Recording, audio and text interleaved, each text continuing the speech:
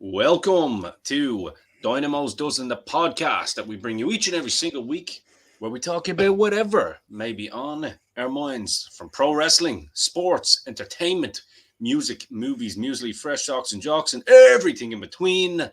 Never forgetting the talc.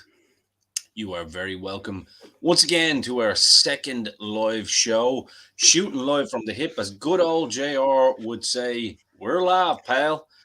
And of course, welcome to the one and only, my favorite co host and yours, the shopkeeper, Niall Hogan.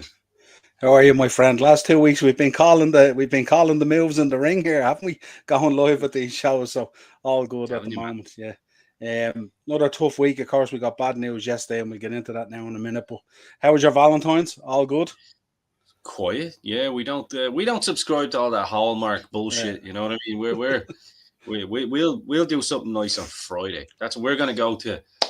We're gonna go to Bambino's in town. Apparently, the number one pizza joint in Ireland. Nice. Apparently, as good, if not better than any New York pizza slice as well. So, gonna go and check it out. And next week, I'll come back and give you a review and see if it's true or Yeah. not. Absolutely. Sounds good. Sean's in the house. How are you, Sean? How are you? Good to see you there, mate. It's in the Um, house. I'm sure a few others will be joining us shortly. But I suppose again, another loss to the business. We can only kick off the show with talking about the passing of one Jerry Jarrett, the father of a man close to the show, Jeff Jarrett. Sad news came out, passed away, 80 years of age. Phenomenal booker, phenomenal mind for the business, and not too bad a wrestler himself either in his day. Some of his claims to fame have been there, and some of his titles and all that kind of stuff. We won't run down through them. Most people should know them at this stage. I mean, some of the matches in Memphis with Jerry Lawler and some of the storylines there and the tag matches and with the Harris brothers and stuff like that back in the day are ones to be watched, I would say. And if you get a chance as a wrestling fan this week, go back and try and take a look at some of Jerry Jarrett's work in the ring. Very, very good. Not dissimilar to the Sun, but just a slightly different way about going about doing it. Let me know your thoughts. Yeah, it was a sad one, as you mentioned there. The top friend of the show, Jeff Jarrett. I've actually built up quite a nice relationship with Jeff over the years. Every now and then we'll exchange an email, just how you doing, kind of stuff. Absolute gentleman. Um, by all, it was great to see, I suppose, in recent years that the two of them made up, because we know that they had that little bit of fallout. Mm. And as you're always kind of alluding to, the older you get, it's kind of, you got to cherish these relationships and look past the bullshit, and make up. If you have someone out there that's even in your thoughts, and you feel like you need to make up with them, then do it, because life is short. And as the great Jake the Snake says, tomorrow is guaranteed to nobody. So, yeah, rest in peace, Jerry Jarrett. Absolute legendary promoter, great mind for the business. Um, really great mind for the business, to be fair. And yeah, absolute sad loss. And it's just sad that every week we're talking about someone different. I mean, I guess he's just at a better age than most of them, but still, it's never good for the family and the close friends and stuff like that when you lose someone. Doesn't matter if they're 80 or they're 180. Yeah, absolutely. So our thoughts and prayers, and of course our condolences go out to the wider Jarrett family, and of course the wrestling community. Probably guys more around my vintage and a little bit around yours as well, who will remember Jarrett and Jeff Jarrett or Jerry Jarrett and Of stuff course. like that. So yeah, definite sad loss. Right, my friend, we've got a great show this week. Not a huge amount of topics, but we've got a nice sprinkling in there. And I will be getting a bit irate later in the show about a topic that I noticed yesterday that We're really gonna get grinds close my for this, gears. so Yeah, this really grinds my gears, but we'll save that for later. I'll give a little story around it before I go into it and stuff like that, and how I preempted this and seen these situations coming. And I think they're really bad for the business. But let's get into the news this week. Anyway, you we got me start off. excited now. You Yeah, no, got me excited. you'll enjoy this one because you think very like me on this topic. But we'll start off with Booker T and Batista. We know have had quite a fractious relationship over the years. But Booker T was asked on a podcast there the other day, what would he do if he saw Dave Batista? And Booker turned around and said, I would give him a hug and tell him how great he's doing in Hollywood. Okay. Interesting slant on that. About Al Buck, is he mellowing in his old age or something like that? Or well, I don't know. Didn't he? He had a pop at Punk there a few weeks ago as well, didn't he?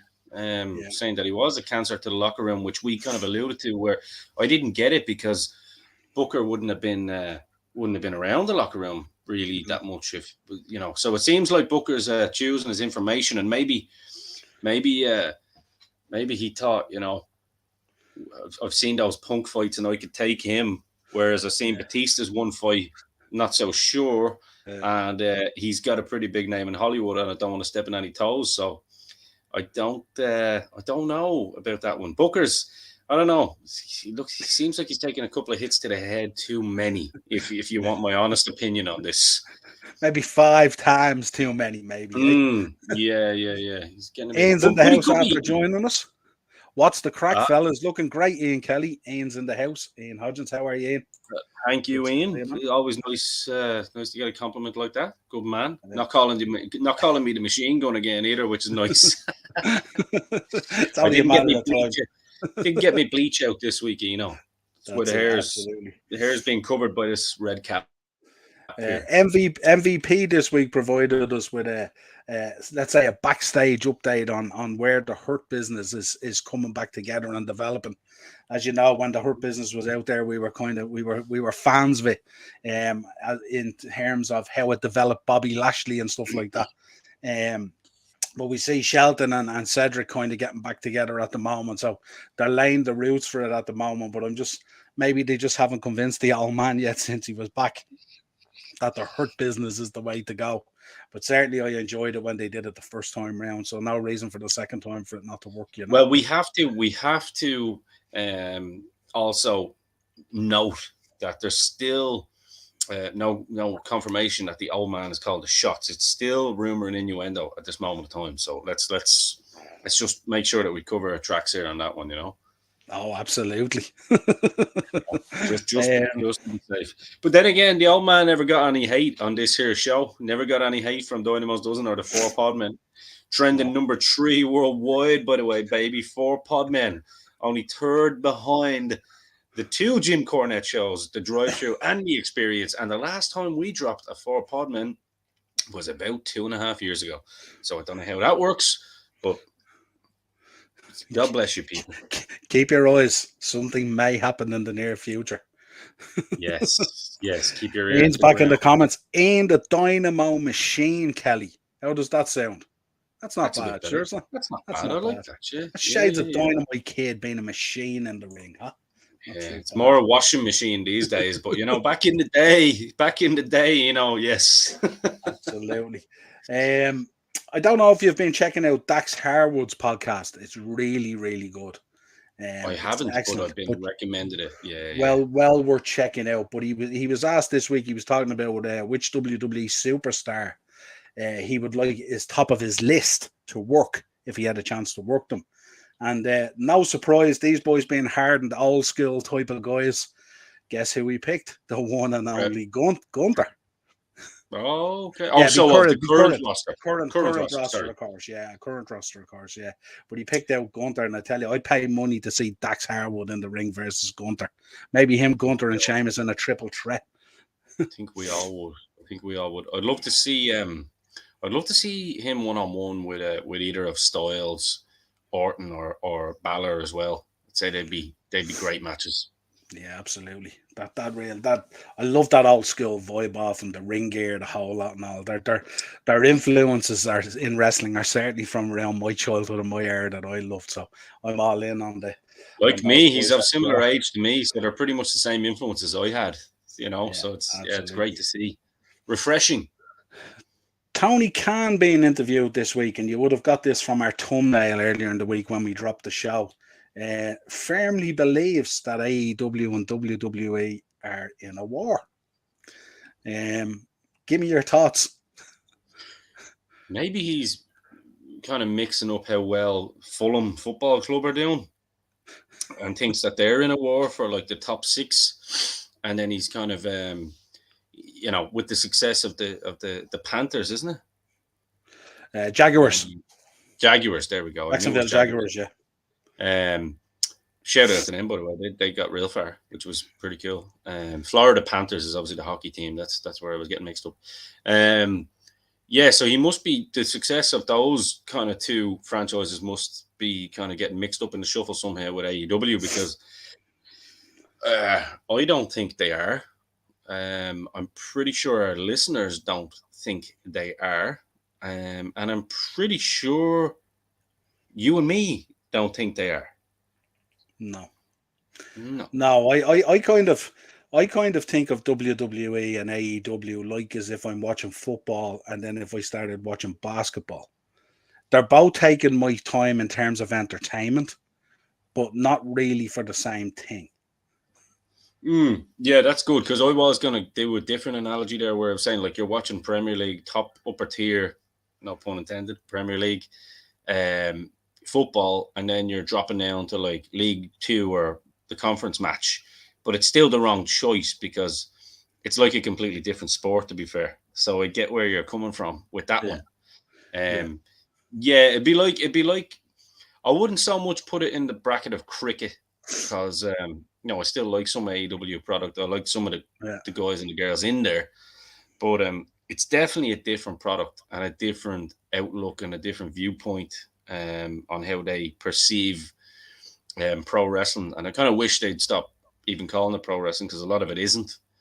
But yeah, I hear your point. I suppose the way I would look at it, in fairness to what Tony said, is that like we're bombarded so much now with entertainment. Our lives are so busy between podcasts, between Netflix, Amazon Prime, and all this stuff that comes at us. And everywhere we go, whether we're traveling to work or traveling home for work, we're bombarded with entertainment. So our lives are very busy. And there's only so much time we can devote to pro wrestling and stuff like that. So I suppose from that point of view, as a pro wrestling fan, both of us are, they're kind of vying for our spare entertainment minutes that we can only give because clearly we can't watch Raw, SmackDown, NXT, AEW. We just don't have that time in the week. So we kind of dip in a little bit and stuff like that. If there's something cool going on with Punk and the Elite or MJF or something like that, or Moxley in a big storyline, something that we'll dip in and we'll have a look at that. Likewise, if we think there's something cool going on in NXT, like with JD McDonough there, I say, we'll dip into that for obvious reasons and stuff like that. So it's they are kind of, I would say, in a war to bag our entertainment availability, if you like. They're in competition, and I mean, like the problem that they lost most of us, I suppose the turning point and the moment that they lost both of us certainly anyway, and I know we speak for millions of wrestling fans over this side of the water, was when they went to Sundays, because again, it was almost like a TNA move where they acted Billy Big Bollocks and decided that we'd go toe-to-toe with Raw on Mondays. However, AEW decided, okay, we're going to go toe-to-toe with WWE on Sundays. WWE said, that's absolutely fine because you guys just shown us a whole new market here for Saturday pay-per-views, and it makes all the sense in the world to us. So we're going to do that. Enjoy your Sundays off. Enjoy your Sundays working. We'll enjoy your Sundays off. Yeah. So it really did lose a lot because, I mean, for me personally, and I know a lot of people are the same, when it comes to Royal Rumble weekend, Monday off for me. When it comes to WrestleMania weekend, Monday off for me. And that's even now, if it's still a Saturday. If it's a Survivor Series or a SummerSlam, it's Monday off for me. That's just the way it works. However, even though AEW is still only doing the 4, I'm not really willing to waste my holidays on that Monday just for that, unless it's a really, really good storyline. I mean, the Punk MJF one was worth doing it. I didn't do it, but it was worth doing it. If I had of. So you see the point I'm making. It's just little failures that they're making, and if it is a war, it would already be over. I think it's more healthy competition would probably be the better way of verbalizing it if I were Tony Khan. Yeah. Strictly speaking. Sean's in the comments. I mean, now Sean's a big WWE and ECW fan, stuff like that, and he would have certainly a lot of views on AEW. But Sean says Sunday pay-per-views for one, but also the length of them is punishing. Absolutely, the length of those AEW pay-per-views it destroys your will to live. And by the time you get to that main event, you are absolutely banjaxed. And if you're the type of guy who gets together, I would dare say that the length of ECW's existence was quite punishing also. But listen, that's just me. Each to their own. I'm only joking, Sean. Nah, there was a lot of good stuff in there as well. Great stuff. And if you go back and look at our catalogue, you'll hear how we spoke about the likes of New Jack and all these guys back in the day, and Tommy Dreamer and stuff like that. So they know us. It wouldn't be a week's wrestling without us talking about another Jake Roberts story that came out. This is one where he was on a road trip. I think he said it was down in Florida. And they were going along in the car, obviously traveling to a show or to a hotel or something, and they ran over an alligator in the middle of the road. Jesus. And apparently they looked back in the mirror and the alligator was lying on the road. So they went back. And Jake decided to bring the alligator home.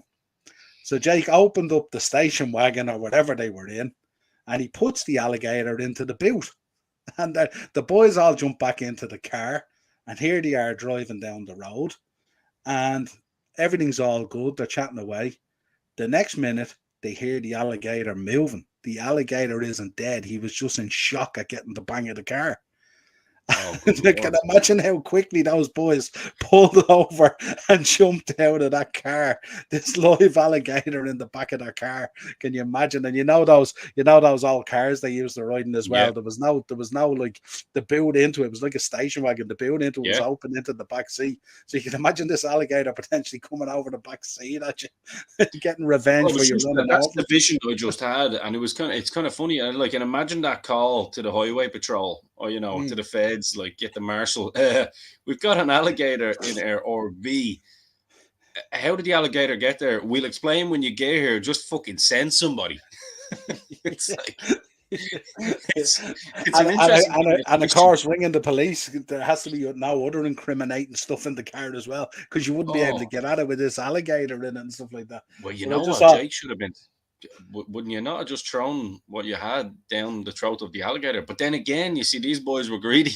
They wouldn't have wanted to get rid of their medicine. I'm sure one of them must have had a pistol they could have used, maybe. Who knows? See, if Harley Race had been there, that would have been sorted out straight away. Yeah, he would have just punched it. He just would have punched it to death. Side of the head.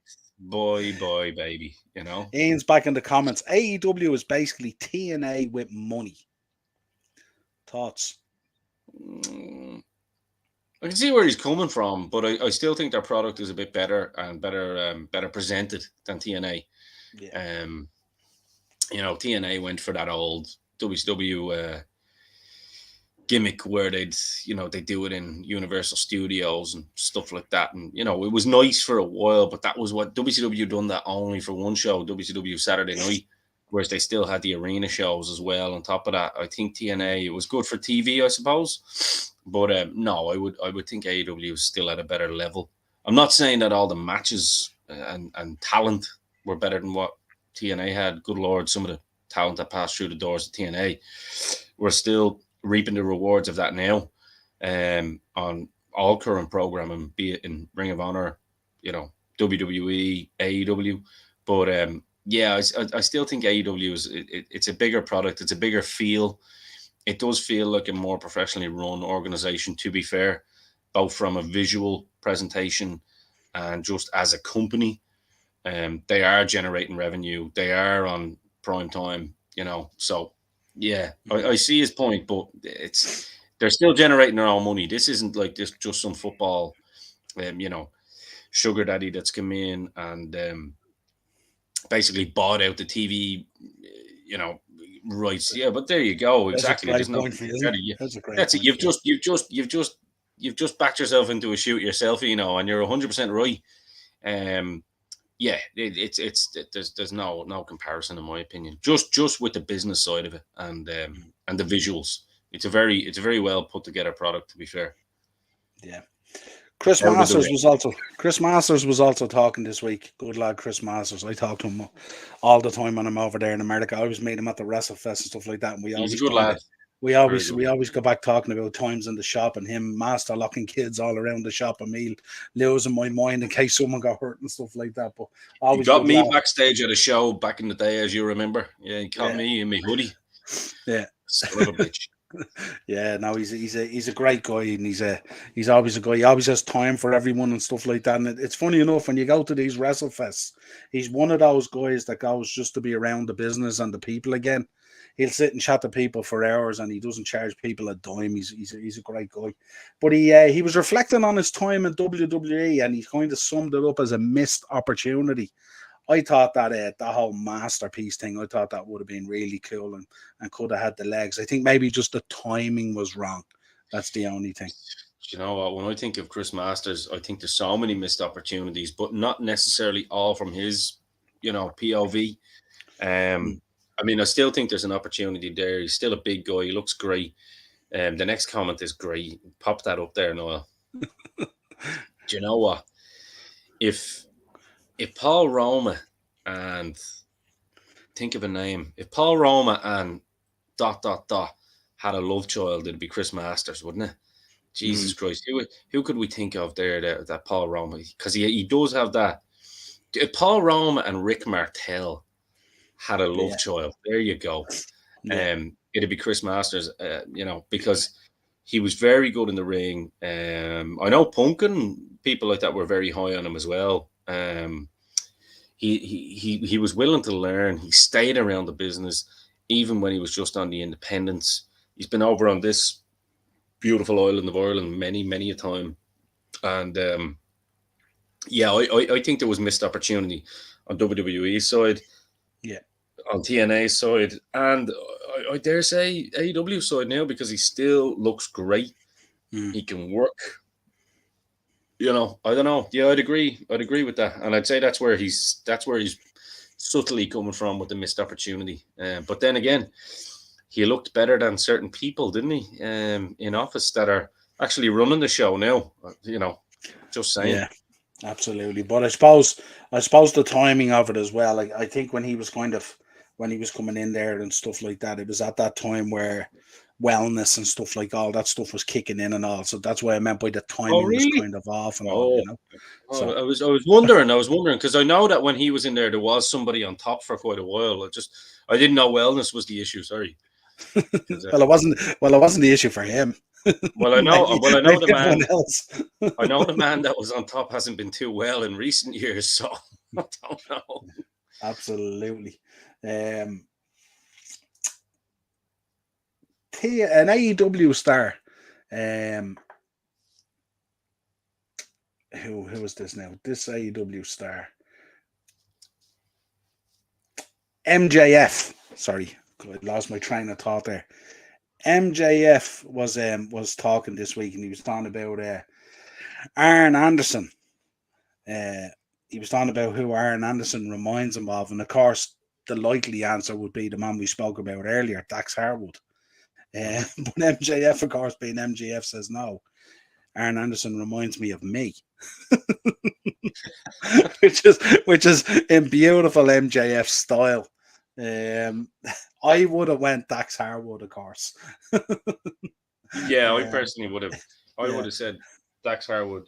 Yeah, Dax Harwood, or like, oh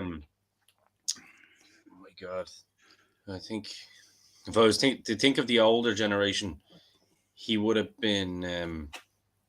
He would have had a lot of kind of Lutez in him, I think. Yeah. And O'Connor as well. Actually, O'Connor and Lutez is a perfect way. Like if you want to really go back. But yeah, if you were to look at who reminds you of Arn Anderson these days, then Dax Harwood, 100%. I think the MJF, the one point that we probably would touch on is in terms of promo and delivery and stuff like that, and freaking out in the middle of making a point. That's fair. It's very Arn Anderson, like back in the day. Definitely that intensity and stuff like that. So it was a good point, all right.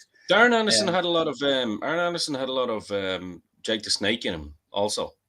in terms of he would speak very quietly, but he would speak very eloquently, and you would listen. You'd find yourself turning up the TV a little bit just to kind of hear what the guy's saying because it was interesting.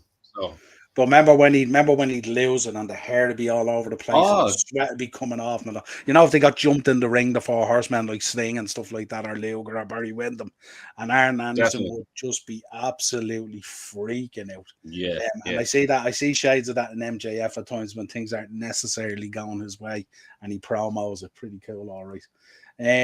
Seth Rollins was naming his favorite WrestleMania moment this week. And of course, gave his Mount Rushmores too. Yeah, absolutely. But his favorite WrestleMania moment was an interesting one. The cash in at WrestleMania 31, Roman versus Brock, and what a moment! How could we forget it? Yeah, that really was something. It's mad, isn't it? When we go back to 31, like at the time, you were thinking they're not going to be moments, but like the years pass, and all of a sudden they're moments. It's yeah. No, it's a good show. I mean, it wouldn't be my personal favorite, but that's I mean, Seth has a good view on the business and stuff like that. So, it's not a bad show. Not a bad show. Yeah, I suppose the slight disappointment for him, if there would be any, is some of those brilliant moments he's had out there have either resulted in injury potentially to himself or injury to an opponent. And if those injuries maybe hadn't have happened, like the match with Balor when Balor became Universal Champion, that would have been an amazing situation only for Balor got injured. If Balor hadn't got injured, that would have been an amazing moment and stuff like that. And all, So just some of those things, I suppose. It's his personal thing, it's his career. So. Absolutely, we'll round it out with one of your favorite guys at the moment, Pat McAfee. How could we do a show without mentioning the great Pat McAfee? He's currently being sued for defamation by NFL Hall of Fame quarterback Brett Favre due to comments McAfee made about allegations of welfare funds misuse by Favre in Mississippi. And his comment that he made, and we'll put it out there, of course, was, whenever you get too big as a show, you fly a little too close to the sun. He doesn't really care, does he? He doesn't hold back. And why should he? Yeah, I love him. I think he's great. I think he's absolute money. But look, that's legal shit, so I'm going to stay away from it. I don't know, but the comment is great. Yeah, absolutely. I knew you'd enjoy that one. That's all I have for current news this week anyway. Short and sweet. There wasn't a huge amount out there, but we plucked out, I should say, some good ones. Let's take a quick rundown through history, notable birthdays, and then we're going to get on to discuss about this issue that I have, and I think a lot of people will be interested in it. But we start with 1997, and if I said to you this was the week that one Shawn Michaels forfeited the WWF Championship and lost his smile. 1997 this week. Wow. 2011. The man of the moment at the moment that everyone's talking about, The Rock, appeared as a surprise guest on Monday Night Raw to announce that he would serve as the guest host for WrestleMania 29. That happened this week as well. Then we're going back to 1986. At NWA Battle of the Belts 2, the company debuted the iconic Big Gold Belt. 1986 this week is when Big Gold Belt became a thing. Massive piece of history in terms of wrestling. What a belt. Younger than me by 2 years. Absolutely. 1989, the Road Warriors, Hawk and Animal. Again, wouldn't be a show unless we talk about the Road Warriors, would it? No. Hawk and Animal, along with Tenryu, fought to draw against the Kevin Sullivan, Mike Rotunda, and Dr. Death Steve Williams. Just imagine that 6-man all in one ring. Good Lord. Have mercy. For the NWA 6-man tag team titles in the main event of NWA Clash of Champions St. Valentine's Day Massacre in Cleveland, Ohio. Massive. Imagine those 6 guys in a ring. Good Lord. How did the ring even hold them? That's the... Imagine having to go out and ref it. Imagine even trying to go out and announce it. Alone anything else. Imagine not even being in it. 2004, history in wrestling changed, where it was no longer about the big man winning the championship. 2004, Eddie Guerrero defeated Brock Lesnar in an upset victory for the WWE Championship at No Way Out at the Cow Palace in San Francisco. What a moment that was for Eddie Guerrero. We remember it well. Remember it well, yeah. Yeah, it's kind of, you're kind of torn with that, aren't you? Really, because it's kind of like it set him on an unusual path insofar as it solidified his place in wrestling history, but it kind of also set him on that path of destruction as well, in terms of his own expectation of what he needed to be WWE champion. So yeah, at times I'm torn when I look back at it.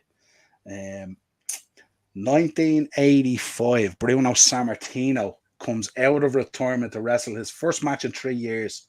He teamed up with his son David to face Mr. Wonderful Paul Orndorff and Bobby Heenan in Philadelphia. Talking about matchups in the ring, Mr. Wonderful, Bobby Heenan, Bruno Sammartino, and his son. Unbelievable. Good 1985. One that you'll be fond of, 1997. Not necessarily your most fondest year for obvious reasons, being a huge Bret fan.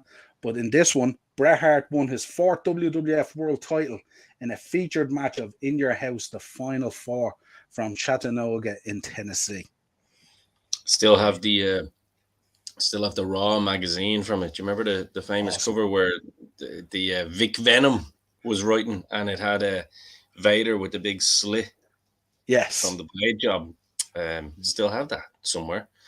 Not a great match as such, but a great, result. Yeah. We'll leave it at that. 1999 on Raw's War in Tennessee, The Undertaker defeated Kane in an Inferno match. Remember it well, yeah. That's a little prelude to what I'm going to be talking about later when I mention The Undertaker. There we go. Okay. You won't be happy with me. 2017, WWE Hall of Famer George the Animal Steele passed away at the age of 79 in Cocoa Beach, Florida. Very sad. We have a couple of passings this week as well, very sad. I was always a fan of George the Animal Steele. He just scared me, that hairy back, and I actually have a turnbuckle in the shop signed by him, and also I was a big fan of that period in wrestling. Another man that we're both huge fans of, 1993 this week, we lost the Texas Tornado, Kerry Von Erich. Very sad circumstances, age 33. What a sad story that Von Erich story is, and I would encourage any wrestling fan to go back and look at the different documentaries on it. Can't wait to see the movie, to be honest. Yeah, it's going to be cracking, isn't it?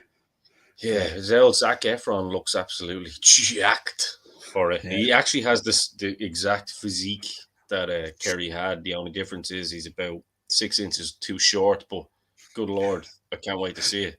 But the magic movies. They can fix that these days with lifts and stuff, don't they? Eno's in, he's watching us on the flat screen. He has us up on the big screen, Ian, at the moment. We made it to the flat screen. Yes. I hope we look even better. Well, yeah, me too. 2008, one I remember well. I was at this one. WWE announced that the legendary Ric Flair will be inducted into the WWE Hall of Fame the night before WrestleMania 24. I was at that in Orlando, Florida. He was the first active wrestler to be announced as an inductee. And I wonder now, when we look back on the history of that situation, was that a bad move to be inducted in current still wrestling? Yeah. I mean, a guy that's, gonna probably be wrestling into his 90s. I remember I was in tears that night when I seen it, and that retirement match with Shawn Michaels, and then the boys presenting him with the watch. Remember, they got him the watch, the retirement watch. Very like the police in America. They all get gold watches when they retire and stuff. Mm-hmm. And then I remember he headed off to TNA. I remember he just stamped on the watch on the steps at the ring in TNA and stuff like that. Now, it obviously wasn't that watch. It was gimmick. Yeah.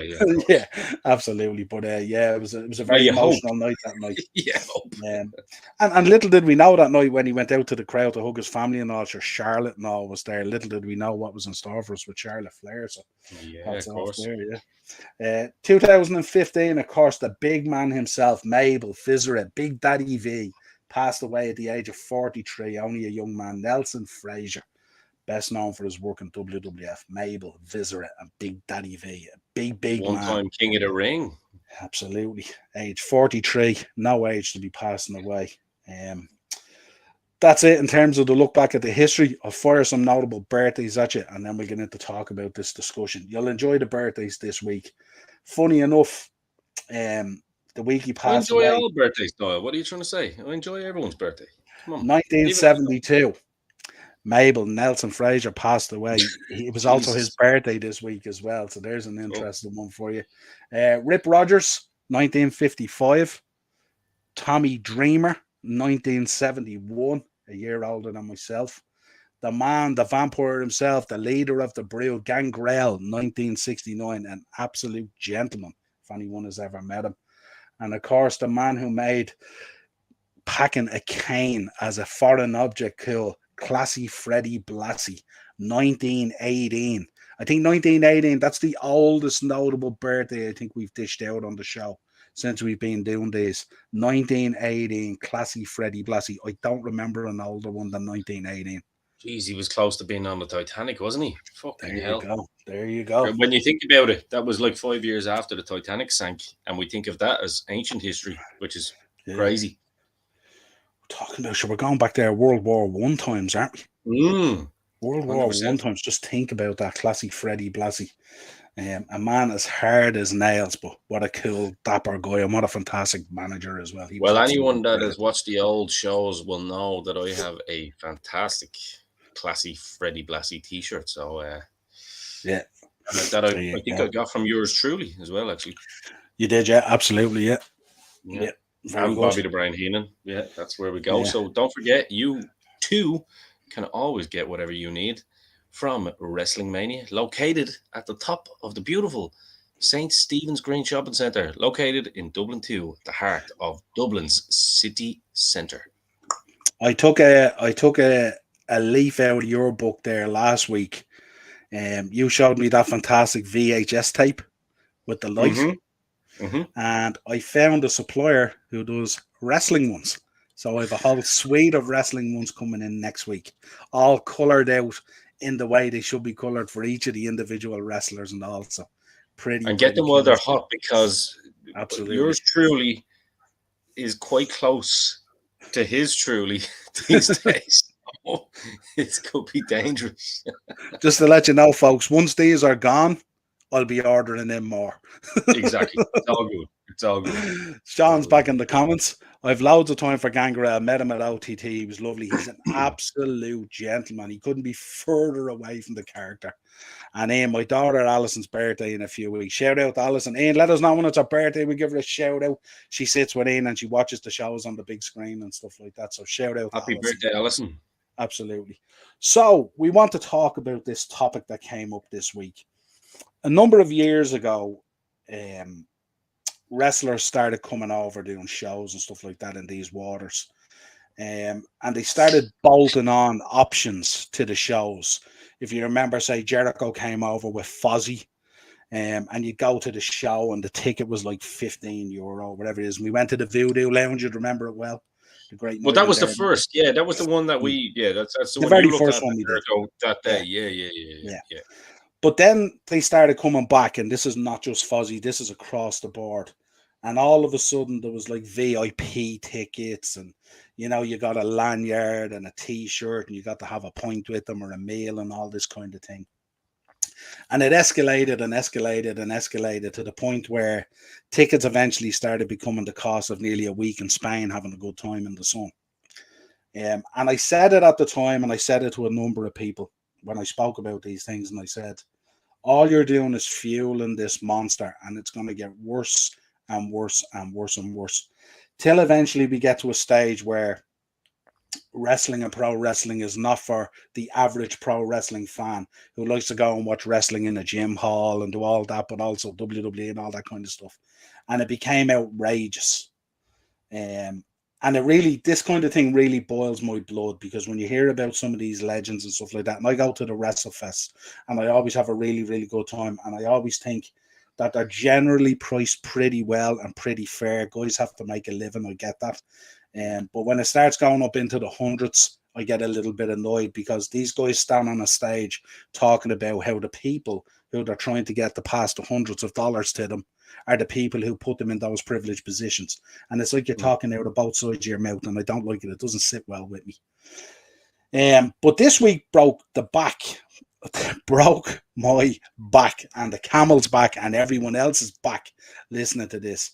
A man who you would know I'm not a huge fan of, and I've said it on many a podcast, the one and only, The Undertaker. But this week it came out, and he's doing these one dead man shows where it's like an audience, like an inside the ropes kind of job. And he does a show, the sit down show and all that kind of stuff. And those tickets range from anywhere from 250 to 450, depending on what you want to do. Is this in the States now, yeah?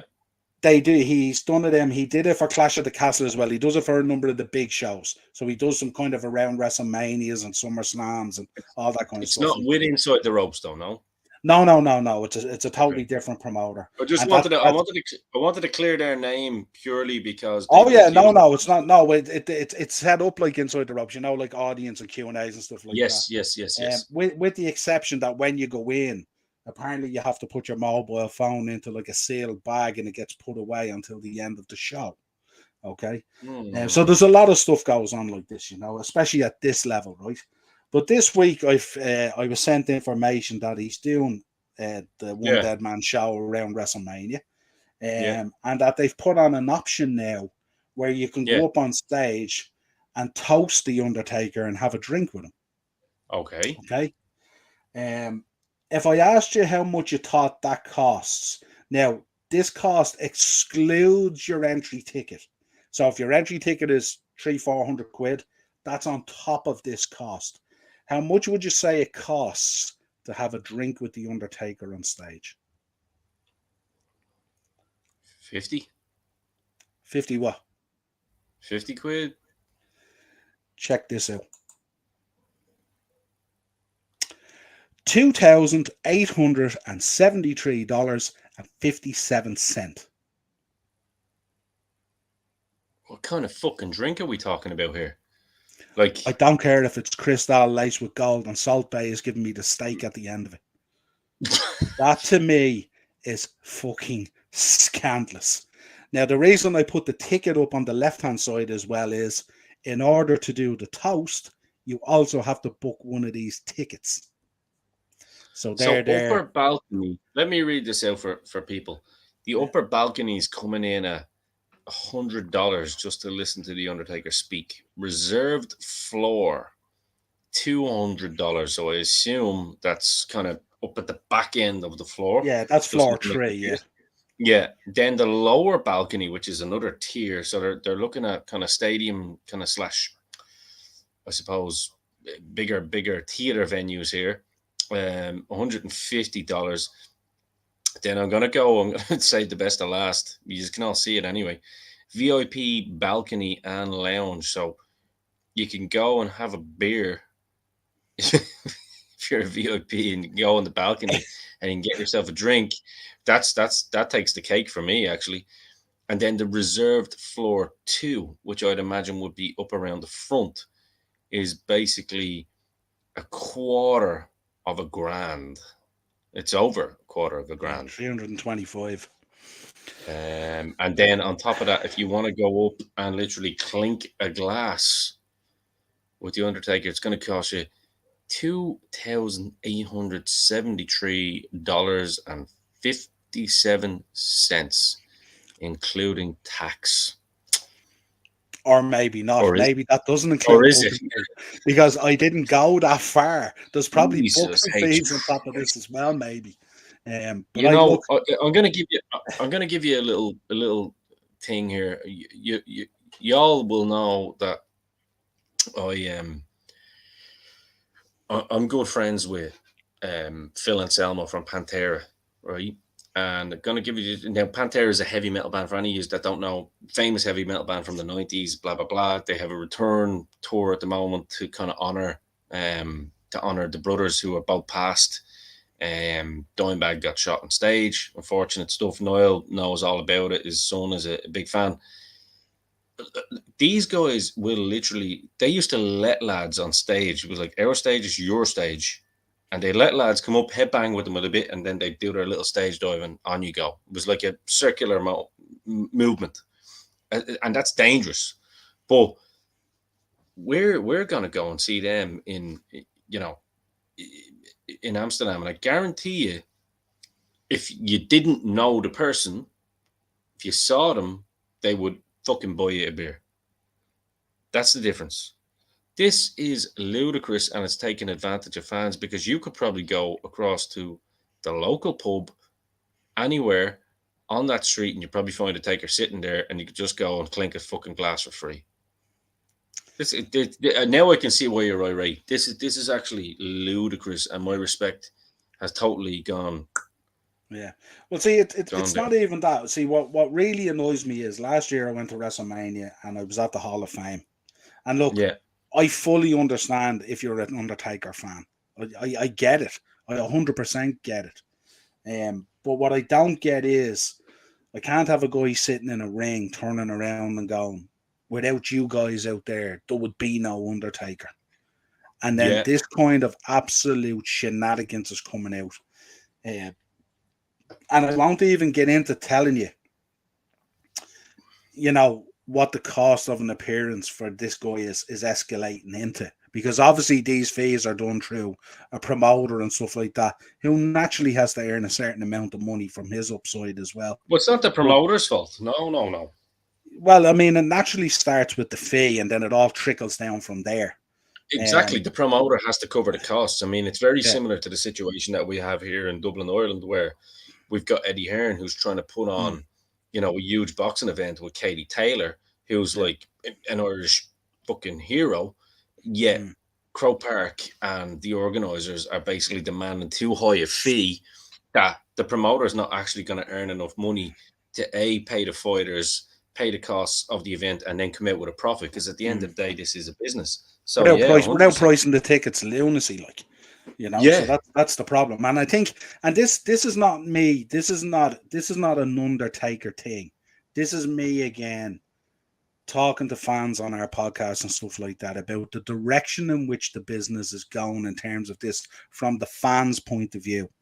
And I really think if you're a fan out there and this is the kind of thing you're booking, you really need to take a long, hard look at yourself, because eventually it's going to get to a stage where fans can't afford to go and look at pro wrestling because of things like this and the escalation of it. And I predicted this, and me and you've had many a conversation on this. I predicted this a decade ago, that this is how the business was going to evolve. I went to my first WrestleMania 22. I got a silver package. It cost $495. That same silver package now is about $2,000.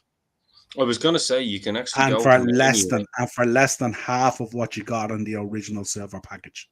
Yeah, it's a disgrace, and they're taking advantage of people. And I don't abide by this bullshit fucking narrative that it's it's inflation. No, it's taking advantage, and it's pure and simple taking advantage. It's slime. We've been lucky enough to meet our heroes. I mean, if Hulk Hogan done this, it'd be all over the fucking sheets. Do you know what I mean? It really would. It really, really would, if I'm honest. Yeah. Look, I don't want to spend too much more time talking about it, because we're getting close to 8 o'clock, and everyone knows that my Chelsea are playing. I'm not saying we're going to wrap up right now because we've got more comments to read, but that actually does boil my blood. It boils my absolute blood. I'm with you 100% on this one, brother. Yeah. That is lunacy, and I think if anyone is thinking of taking part in this, just don't do it, because it's just going to escalate. Because we saw COVID, it was the same thing. You had these little rich fanboys who decided to make a podcast, and then they were offering stupid amounts of money to people with not that much of a name. And all of a sudden, they were like, we can get paid on this, blah, blah, blah. Let's take advantage of the guys. Whereas, and I don't mind that. I get, it's like you said, I get people have to get paid. They have to earn a living. I get that. But let's be reasonable about it. You know what I mean? I don't want some former legend who one week was on my show, for example. I'll give you, and I don't want to mention a name because he's a good guy, but you know who I'm talking about. One guy who I had on my show for free, who was willing to meet up in a certain WrestleMania because we were planning to go there. It didn't quite work out. Yeah. I come back to him 3 months later, and it's like, yeah, give me 500 quid. It's like, get fucked. You know what I mean? I'm not. You know. Yeah. Yeah, and look, the way I would look at it as well is I understand people have to earn, but there's levels to the sickening way in which it comes out and stuff like that, you know. And I just think as well, you know, don't try and sell me the idea that like you've been wrestling for 30 years and you haven't earned. These guys have earned serious money over the years. And I just think it's very unfair. And look, this is for all fans. This is not just for rich fans or poor fans. It doesn't matter. All fans should have the right to enjoy pro wrestling at any level they want to and stuff like 100%. that. But I think if people feed into this, I think we'll be on podcasts in another 5 years again going, look, told you so. Going down the dark. Can't even Going get down to the go to show. And I I just think this was a good example to highlight because I think it's absolutely scandalous to be asking that kind of thing. And the sad thing about it is there is people out there, and I get it if you're a huge Undertaker fan, they will book it and they will pay for it because they just revere him so much, and he's been a huge part of their life. And I just think to be throwing that kind of money around, I think is absolutely scandalous. Let's take our last few comments anyway. So Sean's back in. Love Taker as much as the next guy, but I hear now a student loan for a drink. Yeah. And Ian's back in again. I'm not even going to say what I was about to say. He's biting his lip on this one. And Sean, I really hope this is the promoters pricing this and not Taker, but this is a joke. I think Sean, that's a good point and stuff like that. But I think promoters out there, and Ian has visibility of this from his gigging days and his band days and stuff like that.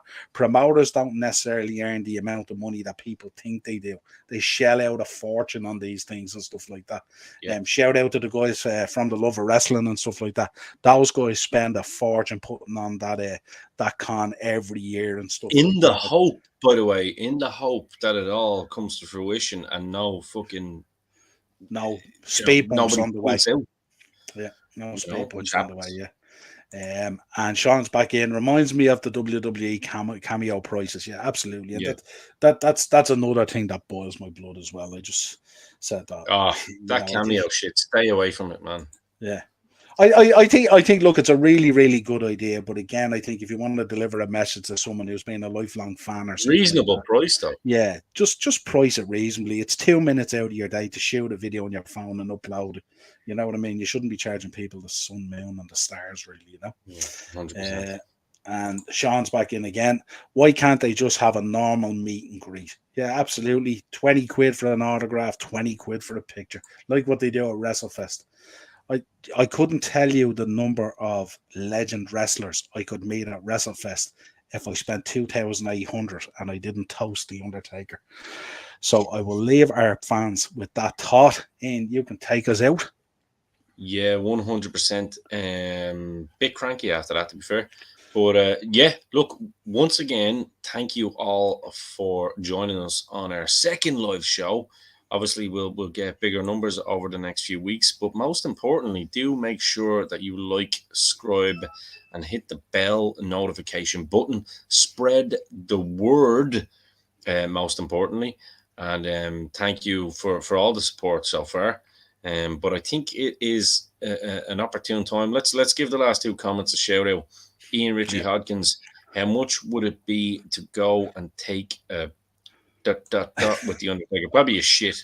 I've met lads like RVD, Matt Cardona, Pac Gangrel, Scotty Hottie, and we said hello and got a picture, and it cost me like 20 quid. I get Taker is an absolute icon, but 2,800 for anyone is scandalous. 100%, guys. 100%. And we need more people like Ian and Sean to actually think like Ian and Sean when it comes to spending your hard-earned dollars, because I mean, good Lord, we're living in a crazy time where the prices of gas and just to keep the lights on is gotten scandalous. Not only that, remember that 2,800 is disposable income. That's money you've earned that you've already been taxed on, that people 100%. Don't forget. So that could be $3,500 or $4,000 of your actual gross pay that's taxed down to 2,800 that you're spending. I'll tell you what, gonna leave you all with this little nugget of knowledge.